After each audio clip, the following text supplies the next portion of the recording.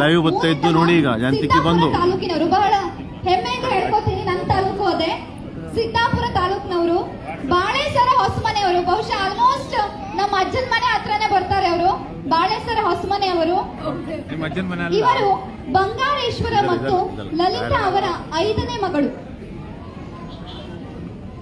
ಇವರು ಮದುವೆ ಆಗಿದ್ದು ಸತೀಶ್ ಹೆಗಡೆ ಅವರನ್ನ, ಶಿರ್ಸಿ ತಾಲೂಕು ಕಕ್ಕೋಡು, ಇವರ ಗಂಡನ ಮನೆ.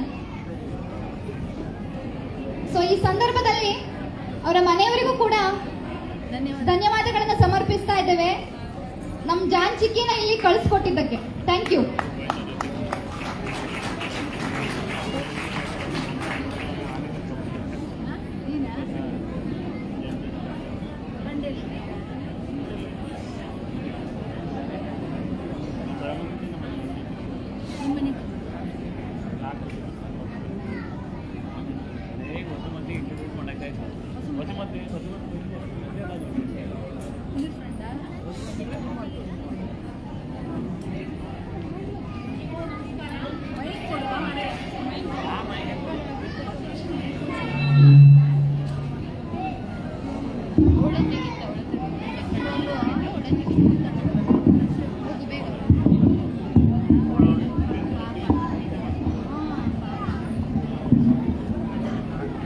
ಹರಿ ಓಂ.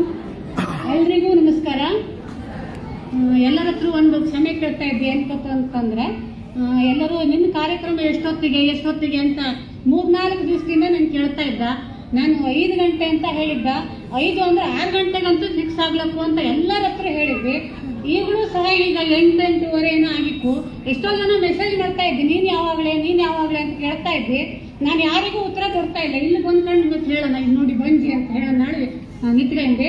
ಎಲ್ಲರಿಗೂ ಹಾಗಾಗಿ ಕ್ಷಮೆ ಕೇಳ್ಕೊಂಡು ಕಾರ್ಯಕ್ರಮನ ಶುರು ಮಾಡ್ತೀವಿ. ಆಮೇಲೆ ನಾನು ಎಲ್ಲರೂ ಅಯ್ಯೋ ಜಾನ್ಸಿಕೆ ಕಾರ್ಯಕ್ರಮ ಅವತ್ತು ನಮಗೀಗ ಟೈಮ್ ಆಗುತ್ತಲ್ಲ ಹೇಳ್ತಾ ಇದ್ದ. ನಾನು ಅವಾಗ ಹಿಂದೆ ನೋಡೋದು, ಇಲ್ಲಿ ಯಾರು ಹೆಸರು ಹೇಳ್ತಾ ಇದ್ದೆ ಕೇಳೋದು ಅಂತ ಮಾಡ್ಕೋತಿದ್ವಿ. ನಿಂಗವೆಲ್ಲ ಎಂತ ತಿಳ್ಕೊಂಡೆ ಅಂದ್ರೆ, ಅಯ್ಯೋ ಜನ ಎಲ್ಲ ನಡೆದ್ಬಿಟ್ಟು ಹೇಳ್ಕೊಂಡು ಜಾನ್ಸಿಗೆ ಬೇಜಾರ ಮಾಡ್ಕೊಂತಾನ, ತನ್ನ ಮಾತು ಕೇಳಲ್ಲ, ಯಾರು ಇಲ್ಲೇ ತಿಳ್ಕೊಬಿಡ್ತಾನ ನಿಂಗ ತಿಳ್ಕೊಂಡೆ. ಆದ್ರೆ ನಿಜವಾಗೂ ನಾನು ನನ್ನ ಕಾರ್ಯಕ್ರಮ ನೋಡೋದು ಜನ ಇರ್ತಿದ್ದೇನೋ ಅದೆಲ್ಲ ನನ್ನ ತಲೆ ಬಿಸಿನೇ ಇಲ್ಲ. ನಾನು ನೋಡ್ತಾ ಇದ್ದೀನಿ ಏನಂತಂದ್ರೆ, ನನ್ನನ್ನು ಯಲಹಂಕದಿಂದ ಇಲ್ಲಿ ಕರ್ಕೊಂಡು ಹೋಗ್ತಾ ಇರ್ತವ ಇಲ್ಲ ನನ್ನ ಬೆಂಗಳೂರು ಹೊಸದು ಇಲ್ಲಿ ಬಿಟ್ಟು ಹೋಗ್ಬಿಟ್ಟೆ. ನಾನು ಅವ್ರನ್ನೇ ನೋಡ್ತಾ ಇದ್ದೀನಿ. ಆಮೇಲೆ ನಂಗೊಂದು ಘಟನೆ ನೆನಪತ್ತು. ಫಸ್ಟ್ ಟೈಮ್ ನಾವು ಬೆಂಗಳೂರಿಗೆ ಬರುವಾಗ ನಾನು ಮತ್ತು ನಮ್ಮ ಮನೆಯವರು ಇಬ್ಬರು ಬಂದಾಗ, ಇಲ್ಲಿ ನಿಮ್ಮದು BTS ಬಸ್ಸಲ್ಲಿ ಒಂದು ಪದ್ಧತಿ, ಹೆಂಗಸರು ಮುಂದ್ಗಡೆ ಹತ್ತವು, ಗಂಡಸರು ಹಿಂದ್ಗಡೆ ಹತ್ತವು ಅಂತ. ಬೆಂಗಳೂರಲ್ಲಿ ಇದ್ದವಕ್ಕೆ ಇದು ಯಾವ ಕತ್ರಿ ಬರಲಿ ಎಂಥದೇ ಸ್ಟಾಪ್ ಬರಲಿ ಇಳಿದು ಬಿಡ್ತೆ, ನಡೆದು ಬಿಡ್ತೆ. ಅದು ನಮ್ಗಂತವ್ ಏನು ಮಾಡ್ತೀವಿ ಅಂದ್ರೆ, ಹೇಗಿದ್ರು ನಮ್ಮ ಯಜಮಾನ್ರು ಇದ್ದಾವು ಇಳ್ದಾಗ ನಾವು ಇಳಿಯೋದು ಗೊತ್ತಾಗ್ತದೆ. ಇವು ಈ ಕಂಡಕ್ಟರ್ ಏನು ಮಾಡ್ತೀನಪ್ಪ ಅಂದ್ರೆ, ಅಮ್ಮ ನೀವು ಮುಂದೆ ಹೋಗಿ, ಅಪ್ಪ ನೀನು ಹಿಂದೆ ಹೋಗಿ ಅಂತ ಹೇಳ್ಬಿಟ್ಟ. ನಾನು ಎಂತ ಮಾಡಿದೆ, ಇವ್ರನ್ನ ಹಿಂದೆ ಕಳಿಸ್ಬಿಟ್ಟ, ನನ್ನ ಮುಂದೆ ಹಚ್ಚಿಬಿಟ್ಟ. ಅವಾಗ ತಿರುಗಿ ನೋಡೋದು, ಇಳಿದ್ವನ ಹೇಳ್ಕೊಂಡು. ಇಲ್ಲೂ ಒಂದಷ್ಟು ಕಾಲೇಜ್ ಹುಡುಗರು ಅವು ಬೈತಾ ಎಂತದ್ರಿ ಅಂಬ. ನನಗೆ ಇವ್ರು ಬೈದ್ರು ತಲೆ ಬಿಸಿಲ್ಲ, ಎಂತಕ್ಕೇನು ನನಗೆ ಅವು ಕಾಣವು ಹಾಗಾಗಿ ಇದು ಒಂದು ನನಗೆ ಬೆಂಗಳೂರ ಸಮಸ್ಯೆ ಆಗ್ತು. ಆಮೇಲೆ ಇಲ್ಲಿ ಬೆಂಗಳೂರಂತ ಈ ಒಂದು ನಗರದಲ್ಲಿ ನಾವು 6 ಗಂಟೆಯಿಂದ ಕಾರ್ಯಕ್ರಮವನ್ನು ಆಯೋಜನೆ ಮಾಡಿಕೊಂಡ್ರು 9 ಗಂಟೆ 10 ಗಂಟೆ ಆದರೂ ಜನರನ್ನು ಈ ರೀತಿ ಕೂಡಿಸ್ತೆ. ಆದರೆ ನಮ್ಮ ಶಿರ್ಸಿ ಸಿದ್ದಾಪುರದಲ್ಲಿ 5:15 ನಿಮಗೆ ತಿಪ್ಪರು ಲಾಗ ಹಾಕಿದ್ರು ಒಂದೊಂದು ಹೆಂಗಸನ್ನು ನಿಮಗೆ ಕಾಣಲಾಗ್ತಿದೆ. ಎಂತಕ್ಕೆ ಅಂದ್ರೆ ಅವಕ್ಕೆ ಕೊಟ್ಟಿಗೆ ಕೆಲಸ, ಗಾಳಿ ನಿಲ್ಸೋದು, ಹಿಂಡಿ ಕೊಡೋದು, ಹುಲ್ಲು ಹಾಕೋದು, ಆಮೇಲೆ ದೇವ್ರ ಕೆಲಸ, ಆಮೇಲೆ ಅಡುಗೆ. 9 ಗಂಟೆ ಅಂದ್ರೆ ಹಳ್ಳಿ ಮನೇಲಿ ನಿಮಗೆ ಯಾರು ಕಾಣ್ತಿರಲ್ಲ, ಎಲ್ಲ ಮಲಗ್ಬಿಡ್ತಾರೆ. ಈಗಂತೂ 15 ದಿವಸ ಆಯ್ತು, ಒಂದೇ ಒಂದು ಕರೆಂಟ್ ಕಂಬನೂ ಬಹುತೇಕ ನೆಟ್ಟಿಗಿಲ್ಲ, ಕರೆಂಟ್ ಇಲ್ಲ, ನೆಟ್ವರ್ಕ್ ಇಲ್ಲ. ಆಮೇಲೆ ಎಂತ ಪಕ್ಕ ಈಗ ಒಂದು 50 ವರ್ಷದಿಂದ ನಮ್ಮ ಹಳ್ಳಿಯನ್ನು ನೀವು ಯಾರ್ಯಾರು ಊಹೆ ಮಾಡ್ಕತ್ರ ಆ ರೀತಿಯಾಗಿ ನಮ್ಮ ಹಳ್ಳಿ. ಹಾಗಾಗಿ ಎಲ್ಲರ ಮನೆ ಒಳ್ಳೆ ಚಕ ಹೊಳಿತು, ಎಲ್ಲ ಒಳ್ಳೇದಿತ್ತು. ಆಮೇಲೆ ಎಲ್ಲರ ಮನೆ ಕಡಗಳೆಲ್ಲ ಒಂಥರ ಬಿಳೆ ಕಡಗಲಾಗ್ಬಿಟ್ಟಿತ್ತು. ಅದನ್ನ ಬಡಬಿಡಿಸಿ ಮತ್ತೆ ಒಂದು ಸಾಮಾನ್ಯ ರೂಪಕ್ಕೆ ತಂದ್ಕೊಂಡು ಆ ರೀತಿ ನಮ್ಮ ಹಳ್ಳಿ ನಡೀತಾ ಇದ್ವಿ. ನಿಮ್ಗೆ ಕಲ್ಪನೆ ತರ್ತಾ ಇದ್ವಿ. ನಂಗೆ ಬರೋಲ್ಲಿವರೆಗೂ ಕರೆಂಟ್ ಬಂದಿಲ್ಲ ಇನ್ನು. ಈಗಾಗಲೇ 10 ದಿವಸ ಆಗಿ ಕರೆಂಟ್ ಹೋಗಿ. ಹಾಗಾಗಿ ನಿಮಗೆಲ್ಲ ಆ ಒಂದ್ಸಲ ನೆನಪು ಮಾಡ್ಕೊಳ್ಳಿ ಅಂತ ನಿಮಗೆ ಹೇಳಿದೆ.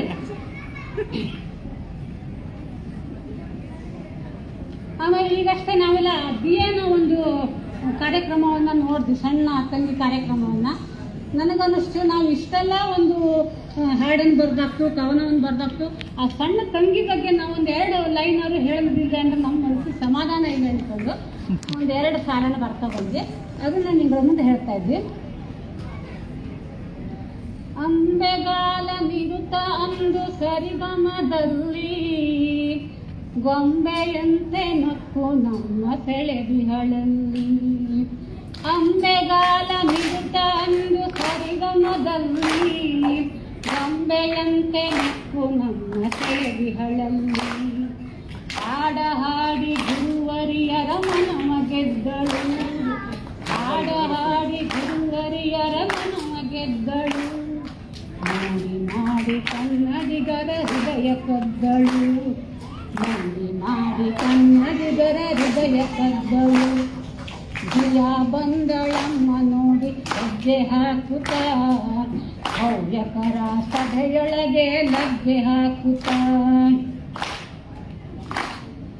ಮರುಳ ಮಾಡಿ ಸೆಳೆವಳಿವಳು ಅಳುಕದ ಇನಿತು, ಅರುಳು ಹುರಿದಂತೆ ಇವಳು ಮಾತಲಿ ಚುರುಕು. ಮರುಳು ಮಾಡಿ ಸೆಳೆವಳಿವಳು ಅಳುಕದ ಇನಿತು, ಅರಳು ಹುರಿದಂತೆ ಇವಳು ಮಾತಲಿ ಚುರುಕು. ಮೂರ್ತಿ ಚಿಕ್ಕದಾದರೂ ಕೀರ್ತಿ ದೊಡ್ಡದು, ಮೂರ್ತಿ ಚಿಕ್ಕದಾದರೂ ಕೀರ್ತಿ ದೊಡ್ಡದು. ಮುಂದಾದೆ ಮಾತಿಗೆ ಸ್ಫೂರ್ತಿ ಈ ಮಧು. ದಿಯ ಬಂದಳಮ್ಮ ನೋಡಿ ಹೆಜ್ಜೆ ಹಾಕುತ್ತ, ಹವ್ಯಕರ ಸಭೆಯೊಳಗೆ ಲಗ್ಗೆ ಹಾಕುತ್ತ. ದಿಯ ಬಂದಳಮ್ಮ ನೋಡಿ ಹೆಜ್ಜೆ ಹಾಕುತ್ತ, ಹವ್ಯಕರ ಸಭೆಯೊಳಗೆ ಲಗ್ಗೆ ಹಾಕುತ್ತ. ಮನೆ ಮನೆಯಲು ಬೇರೂರಿದ ಈಕೆಯ ಹಿರಿಮೆ, ಹವ್ಯ ಕಳಿವಳೆಂಬುದೇ ನಮ್ಮೆಲ್ಲರ ಹೆಮ್ಮೆ. ಮನೆಯ ಬೇರೂರಿದ ಈಕೆಯ ಮಹಿಮೆ, ಹವ್ಯ ಕಳಿವಳೆಂಬುದೇ ನಮ್ಮೆಲ್ಲರ ಹೆಮ್ಮೆ. ಯಾರಿಗೇನು ಕಡಿಮೆ ಇಲ್ಲ ನಮ್ಮ ಈ ದಿಯ, ಯಾರಿಗೇನು ಕಡಿಮೆ ಇಲ್ಲ ನಮ್ಮ ಈ ದಿಯ. ಆರಿಸಲಿ ನಾಡಿನಗಲ ವಿಜಯ ಭೇರಿಯ, ಆರಿಸಲಿ ನಾಡಿನಗಲ ವಿಜಯ ಭೇರಿಯ. ದಿಯ ಬಂದಳಮ್ಮ ನೋಡಿ ಹೆಜ್ಜೆ ಹಾಕುತ್ತ, ಹವ್ಯಕರ ಸಭೆಯೊಳಗೆ ಲಗ್ಗೆ ಹಾಕುತ್ತ.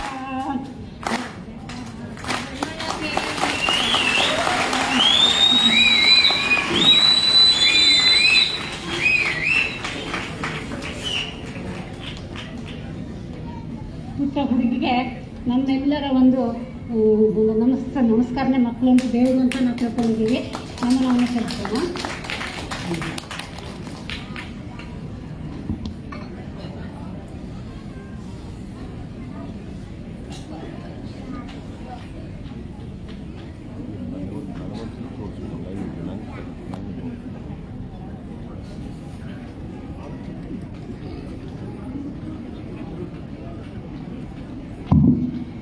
ಒಂದಿನ ಹೀಗೆ ನಾನೇನೋ ಎಂಥದೋ ಒಂದು ಕೆಲಸ ಮಾಡೋಕ್ಕಿದ್ರೆ ಒಂದು ಯಾವುದೇ ರೀತಿ ನನ್ನ ಮೊಬೈಲ್ ಇಲ್ಲದೆ ಇರೋವಂಥ ನಂಬರಿಂದ ಒಂದು ಫೋನ್ ಬಂತು. ಅದು ಮತ್ತಾರದ್ದು ಅಲ್ಲ, ನಮ್ಮ ಚೈತ್ರ ಅವರದ್ದು ಫೋನ್ ಬಂತು. ಬಂದ್ಕೊಂಡು ನಿಮ್ಮದು ನಂಬರ್ ಬೇಕಿತ್ತು ನನಗೆ ಅಂತ ಅಂದರು. ನಂಬರ್ ಬೇಕಿತ್ತು ಅಂತ ಹೇಳ್ತು. ಹಾಗೆ ನನಗೆ ಕಾಲೆಲ್ಲ ನಡ್ಕಾರೆ, ಇವ್ರದ್ದು ಪರಿಚಯ ಇಲ್ಲ ನನಗೆ, ನಂಬರ್ ಕೇಳ್ತಾ ಇದ್ದ. ಎಂಥದೇ ಆಗಲಿ ಹೆಂಗಸ್ರ ಧ್ವನಿ ಅಂತ ಹೋದಲ್ಲಿ ಅಂದ್ಕೊಂಡು ಆಯಿತು ಅಂದ್ಕೊಂಡು ನಂಬರ್ ಕೊಟ್ಟು ಆಮೇಲೆ ಅಷ್ಟೇ ಊಟ ಆಗಿತ್ತು. ಅವಾಗ ಫೋನ್ ಮಾಡಿ ಕೂಡಲೇ ಎಂತಂದ್ರೆ ನಮ್ಮದೊಂದು ಹವ್ಯಕ ಸಭೆ ಅಂತ ಇದ್ದು, ಅದಕ್ಕೆ ನಿಮ್ಮನ್ನು ಕರೆಸ್ತಾ ಇದ್ದೆ ಬರೋವು ಅಂತ. ನಿಜವಾಗ್ಲೂ ಕಾಲು ಕೈ ನಡುತ್ತಾ ನನಗೆ. ಒಟ್ಟು ಇದು ಅಂತ ನಾನು ಎಲ್ಲೋ ಅಕೇಶಿಯಾ ಪ್ಲಾಂಟೇಶನ್ನು ಯಾವುದೋ ಒಂದು ಥಾಟ್ ಬಂದ ಹಲೋ ವಸುಮತಿ ಹೇಳ್ಕೊಂಡು ಇದ್ದವ ಅಂಥವ್ನು ಬೆಂಗಳೂರಿಗೆ ಬಾ ಹೇಳ್ತಾ ಇದ್ದು. ಇದು ಅಂತಂದರೆ ಇದು ನಮ್ಮ ಹತ್ರ ಒಪ್ಪದ ಹೇಳಿ. ಆದರೂ ಅವ್ರ ಹತ್ರ ಒಂದು ಅವಕಾಶ ತಗೊಂಡು ಮತ್ತು ನೀವು ಇಲ್ಲೇ ಹೇಳಲ್ಲ ಇಲ್ಲೇ ಅಂಬು, ಅದು ಒಂದು ಕಂಡೀಷನ್ನು. ಹಂಗಾದ್ರೆ ತಡೆ ಸಂಜೆ ತಿಳಿಸ್ತೀನಿ ನಾನು ಅಂತ ಅಂದೆ. ಹಾಗೆ ನಮ್ಮನೆಲ್ಲ ಇವ್ರ ಹತ್ರ ಕೇಳಿದೆ, ಹಿಂಗೆ ಹೇಳ್ತಾ ಇದ್ದೇನೆ. ನಾನೀಗ ನಮ್ಮ ಮನೆಯವರನ್ನು ಸ್ಮರಿಸ್ತಾ ಇದ್ದೆ, ರಾಶಿ ಅವರನ್ನು, ಅವ್ರಿಗೊಂದು ಧನ್ಯವಾದ ಹೇಳ್ತಾಯಿದ್ದೆ, ಸತೀಶ್ ಹೆಗಡೆ ಅಂತ. ನನಗೆ ಯಾವುದೇ ಒಂದು ಕಾರ್ಯಕ್ರಮಕ್ಕೂ ಅವ್ರು ಬೇಡ ಅಂತ ಹೇಳ್ದೇನೆ ನಂಗೆ ಸಪೋರ್ಟ್ ಮಾಡಿ ನನ್ನ ಜೊತೆ ಬರ್ತಾ ಇದ್ರು ಅವರು.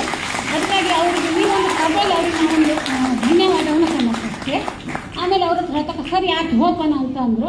ಹಂಗೆ ಅದು ಇದು ತಯಾರಿ ಮಾಡ್ಕೊಂಡು ಕೊನೆಗೆ ಈಗ ನನ್ನ ವಸುಮತಿ ಶೈಲಿಗೆ ಹೋಗ್ತೀನಿ ನಾನು. ಮಾಣಿ ಬೆಂಗಳೂರಲ್ಲಿದ್ದ ಆಳಗಂತೂ ನಿಂಗಕ್ಕೆಲ್ಲ ಗೊತ್ತಿದ್ದಲ್ಲಿ ನನ್ನ ಮಾಣಿಗೆ ಒಂದು ದಿವಸ ಫೋನ್ ಮಾಡಿದೆ, ಅಯ್ಯೋ ಮಾಣಿ ಚೈತ್ರ ಹೇಳೋದನ್ನು ಫೋನ್ ಮಾಡಿದ್ದಲ್ಲ, ಅಲ್ಲೆಲ್ಲ ಬೆಂಗಳೂರಲ್ಲೇ ಇರ್ತಾಳ, ನಿಂಗೆ ಕಾಣ್ತಾನ ದಿವಸನೂ ಅದು ಕೇಳಿ. ಯಾವ ಚೈತ್ರ ವೈಶಾಖ ಜ್ಯೇಷ್ಠ ಆಷಾಢ ಯಾವುದು ಇಲ್ಲಿ ಅಂತಂದ್ರೆ, ಇಲ್ಲಪ್ಪ ನಾನು ಫೋನ್ ಮಾಡಿದ್ದು ಚೈತ್ರ, ನಾನು ಬೆಂಗಳೂರಿಗೆ ಬರೋವಾಡಲ್ಲ ಅಂದು. ಬಾ ಅದಕ್ಕೆ ನಡ ಬಂದ್ರಾತು ಅಂದ. ಅಯ್ಯೋ ಮಾಣಿ ಎಷ್ಟು ಸಸಾರಕ್ಕೆ ಹೇಳ್ಬಿಡ್ತೀಯ, ಬೆಂಗಳೂರು ಇದಂತ ಶಿರ್ಷ ಸಿದ್ದಾಪುರವನ, ಬೆಂಗಳೂರಿಗೆ ಬಾ ಹೇಳ್ತಾ ಇದ್ದೆ, ನಾವು ಒಬ್ಬನೇ ಹೆಂಗೆ ಬರೋವ ಅಂತ ಕೇಳಿದ್ವಿ. ಮಾಡಿ ಅಯ್ಯೋ ಎಷ್ಟು ಸಲ ಕರ್ಕೊಬಂದ್ಯಾನು, ನಿನಗಿನ್ನೂ ಬೆಂಗಳೂರಿಗೆ ಗೊತ್ತಿಲ್ಲೇನೆ, ಎಂತೆಂಥ ವಯಸ್ಸಾದವಲ್ಲ ಬೆಂಗಳೂರಿಗೆ ಗೊತ್ತಾ, ನಿನಗಿನ್ನೂ ಗೊತ್ತಾಗ್ತಿಲ್ಲೇನೆ ಹೇಳ್ಕೊಂಡು ನಮ್ಮನೆ ಮಾಡಿ ಬೈಯೋದಂತೂ ನಿಮಗೆ ಗೊತ್ತಿದ್ದಲ್ಲಿ ಬೈದ. ನಾನು ಹೇಳಿದ್ವಿ, ತಮ್ಮ ಬೆಂಗಳೂರು ನೀನು ನಮ್ಮ ಶಿರ್ಷ ಸಿದ್ದಾಪುರದಂಗೆ ಅಲ್ಲ, ನೀನು ಬೆಂಗಳೂರು. ನನ್ನ ಶಿರ್ಷ ಸಿದ್ದಾಪುರದಲ್ಲಿ ನನ್ನ ಬಸ್ ಹತ್ತಿಕೊಂಡು ಕಂಡಕ್ಟರ್ ನಂಗೆ 16ನೇ ಮೈಲ್ಕಲ್ಲಿ ಕೊಡಪ್ಪ ಅಂತಂದರೆ 16ನೇ 3/4 ಗಂಟೆ ಒಳಗೆ ನಾನು 16ನೇ ಮೈಲ್ಕಲ್ಲಿ ಬಂದ್ಕೊಳ್ಳಿ ಅಮ್ಮ ಇಳಿದೆ ಅಂತ ಇಳಿಸ್ತಾ. ಆದ್ರೆ ನೀನು 8ನೇ ಮೈಲಿ ಇಳಿ ಅಂದರೆ ಬೆಳಗಾದರೂ ನೀನು 8ನೇ ಮೈಲಿ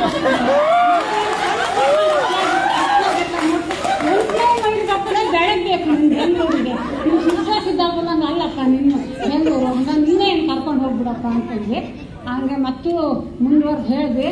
ಮತ್ತೊಂದು ಇವತ್ತು ನಿಮ್ಮ ಸಂಖ್ಯೆ ಬೊಪ್ಪಟ್ಟಿದ್ರೆ ನೋಡು, ಇದು ಮೆಜೆಸ್ಟಿಕ್ ಹೋಗಿ ತೋರಿಸ್ತೆ.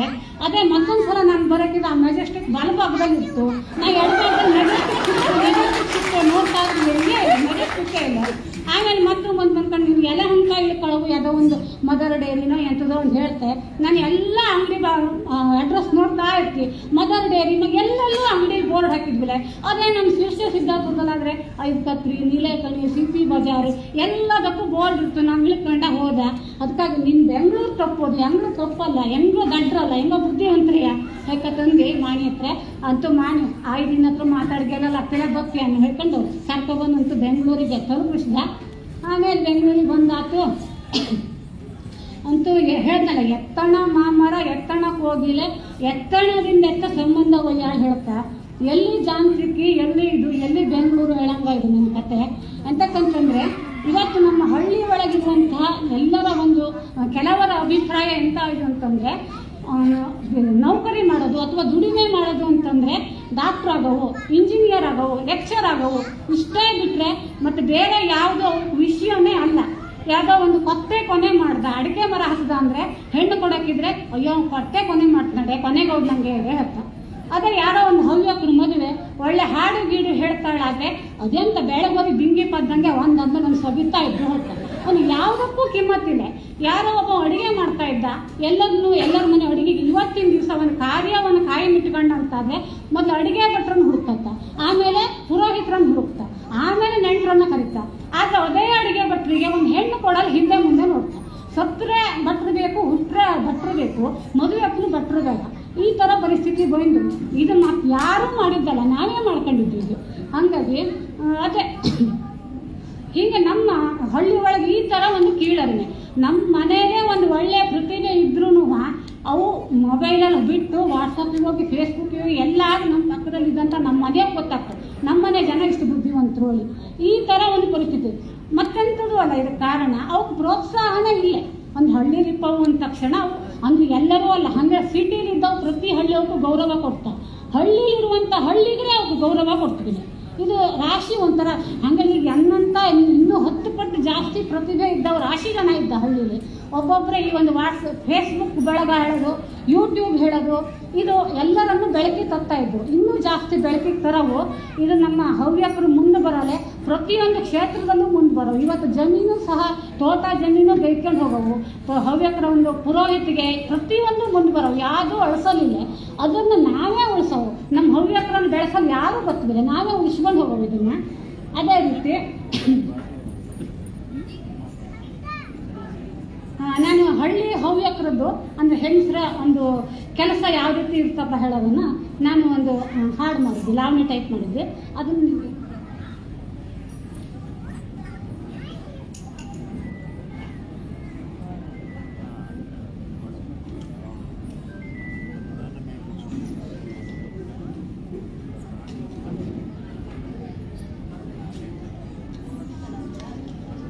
ಎಂತ ಕೆಲಸ ಹೆಂಗಸರಿಗಂತೂ ಅಯ್ಯ ವರ್ಷಿಡಿ ಕೆಲಸ ತೋರಿಸ್ಗಂಬ್ಲು ಇಲ್ಲೇ ಪುರುಷೊತ್ತು ಎಂಥ ಕೆಲಸ ಹೆಂಗಸರಿಗಂತೂ ಅಯ್ಯ ವರ್ಷಿಡಿ ಕೆಲಸ ತೋರಿಸ್ಗಂಬ್ಲು ಇಲ್ಲೇ ಪುರುಷೊತ್ತು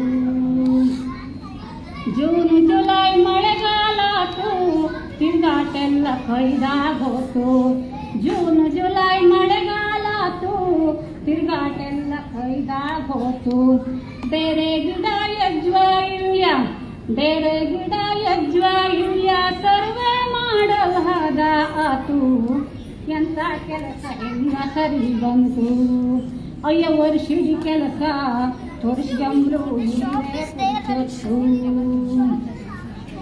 ಸೆಪ್ಟೆಂಬರ್ ಆಗಸ್ಟ್ ಶ್ರಾವಣ ಮಾಸ ಅರ್ಧಕ್ಕರ್ಧ ದಿನ ಉಪವಾಸ ಸೆಪ್ಟೆಂಬರ್ ಆಗಸ್ಟ್ ಶ್ರಾವಣ ಮಾಸ ಅರ್ಧಕ್ಕರ್ಧ ದಿನ ಉಪವಾಸ ಹಬ್ಬ ಹಬ್ಬ ಹಬ್ಬಕ್ಕೆಲ್ಲ ಹಬ್ಬ ಹಬ್ಬ ಹಬ್ಬಕ್ಕೆಲ್ಲ ಕಜಾಯ ಸಂಸರ್ಹಾದ ಆತು ಎಂಥ ಕೆಲಸ ಹೆಂಗಸರಿಗಂತೂ ಅಯ್ಯ ವರ್ಷಿಡಿ ಕೆಲಸ ತೋರಿಸ್ಗಂಬ್ಲು ಇಲ್ಲೇ ಪುರುಷೊತ್ತು ಅಕ್ಟೋಬರ್ದಲ್ಲಿ ನವರಾತ್ರಿ ನವೆಂಬರ್ದಲ್ಲಿ ದೀಪಾವಳಿ ಅಕ್ಟೋಬರ್ದಲ್ಲಿ ನವರಾತ್ರಿ ನವೆಂಬರ್ದಲ್ಲಿ ದೀಪಾವಳಿ ಮೇಲ್ಮೆತ್ತಿಂದ ಅಂಗಳದವರೆಗೂ ಮೇಲ್ಮೆತ್ತಿಂದ ಅಂಗಳದವರೆಗೂ ಚೆಕ್ ಮಾಡ್ಕೊಂಬ್ಲೆ ಆದ ಆತು ಎಂಥ ಕೆಲಸ ಹೆಂಗಸರಿಗಂತೂ ಅಯ್ಯ ವರ್ಷಿಡಿ ಕೆಲಸ ತೋರಿಸ್ಗಂಬ್ಲು ಇಲ್ಲೇ ಪುರುಷೊತ್ತು ಬಂತು ಡಿಸೆಂಬರ್ ಜನವರಿ ತಿಂಗಳ ರೆಡಿ ಮಾಡ್ಕೊಳ್ಳವು ಅಡಿಕೆ ಅಂಗಳ ಬಂತು ಡಿಸೆಂಬರ್ ಜನವರಿ ತಿಂಗಳ ರೆಡಿ ಮಾಡ್ಕೊಳ್ಳವು ಅಡಿಕೆ ಅಂಗಳ ಎಲ್ಲರ ಮಲ್ಲು ಕೊನೆ ಕೊಯ್ಲು ಕಂಬಳ ಎಲ್ಲರ ಮಲ್ಲು ಕೊನೆ ಕೊಯ್ಲು ಕಂಬಳ ಮಾತಾಡ್ಸಂಗಿಲ್ಲ ಅಂಗಳ ನಿಂಗಳ ಎಂಥ ಕೆಲಸ ಹೆಂಗಸರಿಗಂತೂ ಅಯ್ಯ ವರ್ಷಿಡಿ ಕೆಲಸ ತೋರಿಸ್ಗಂಬ್ಲು ಇಲ್ಲೇ ಪುರುಷೊತ್ತು ಫೆಬ್ರವರಿ ಬಂದೇ ಹೋತು ಚಾಯೆಲ್ಲ ಒಣಗೆ ಹೋತು ಫೆಬ್ರವರಿ ಬಂದೇ ಹೋತು ಚಾಲಿಯೆಲ್ಲ ಒಣಗೆ ಹೋತು ಬೆಳಗ್ಗೆ ಸಂಜೆ ಎರಡು ಹೊತ್ತು ಬೆಳಗ್ಗೆ ಸಂಜೆ ಎರಡು ಹೊತ್ತು ಅಡಿಕೆ ಸೊಲಿಯಲ್ಲಾದ ಆತು ಎಂಥ ಕೆಲಸ ಹೆಂಗಸರಿಗಂತೂ ಮಾರ್ಚ್ ಅಂದ್ರೆ ಮಕ್ಕಳ ಟೆಸ್ಟು ಅಮ್ಮಂದಿಕ್ಕದಿಲ್ಲೇ ರೆಸ್ಟು ಮಾರ್ಚ್ ಅಂದ್ರೆ ಮಕ್ಕಳ ಟೆಸ್ಟು ಅಮ್ಮಂದಿಕ್ಕದಿಲ್ಲೇ ರೆಸ್ಟು ಒದಿಸಿ ಬರ್ಸಿ ಆಸರಿಗೆ ಕುಡಿಸಿ ಒದಿಸಿ ಬರ್ಸಿ ಆಸರಿಗೆ ಕುಡಿಸಿ ಕಳ್ಸ ತನಕ ಸುಸ್ತು ಎಂಥ ಕೆಲಸ ಹೆಂಗಸರಿಗಂತೂ ಅಯ್ಯ ವರ್ಷಿಡಿ ಕೆಲಸ ತೋರಿಸ್ಗಂಬ್ಲು ಇಲ್ಲೇ ಪುರುಷೊತ್ತು ಏಪ್ರಿಲ್ ಮೇ ಶಾಲಿಗೆ ಸೂಟಿ ಹೆಂಗಸ್ರಿಗಾಗ ಡಬ್ಬಲ್ ಡ್ಯೂಟಿ ಏಪ್ರಿಲ್ ಮೇ ಶಾಲಿಗೆ ಸೂಟಿ ಹೆಂಗಸ್ರಿಗಾಗ ಡಬ್ಬಲ್ ಡ್ಯೂಟಿ ಖರ್ಚಕ್ಲಿಲ್ಲ ಚಕ್ಲಿ ಡಬ್ಬಿ ಖರ್ಚಕ್ಲಿಲ್ಲ ಚಕ್ಲಿ ಡಬ್ಬಿ ಕೇಳಂಗಿಲ್ಲ ಹುಡ್ರು ಗಲಾಟಿ ಎಂಥ ಕೆಲಸ ಹೆಂಗಸರಿಗಂತೂ ಅಯ್ಯ ವರ್ಷಿಡಿ ಕೆಲಸ ತೋರಿಸ್ಗಂಬ್ರು ಇಲ್ಲೇ ಪುರುಷೊತ್ತು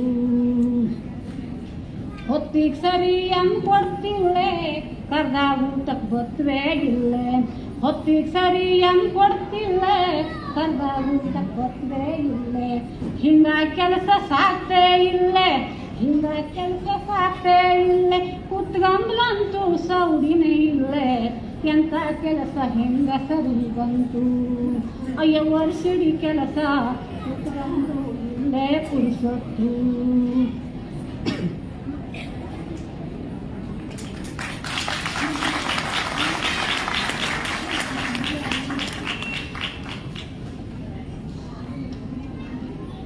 ಹೆಂಗಸ್ರ ಕೆಲಸ ಹಳ್ಳಿಲಿದ್ದಕ್ಕೆ ಒಂಥರ ಕೆಲಸ ಪೇಟೆಲಿದ್ದಕ್ಕೆ ಒಂಥರ ಕೆಲಸ ಮಾಡೋರು ಹೇಳುವಂಥ ಮನೋಭಾವ ಯಾರಿಗಿದ್ದ ಅವ್ರಿಗಿಂತ ಪ್ರತಿಯೊಬ್ಬರಿಗೂ ಕೆಲಸ ಇದ್ದೇ ಇತ್ತು.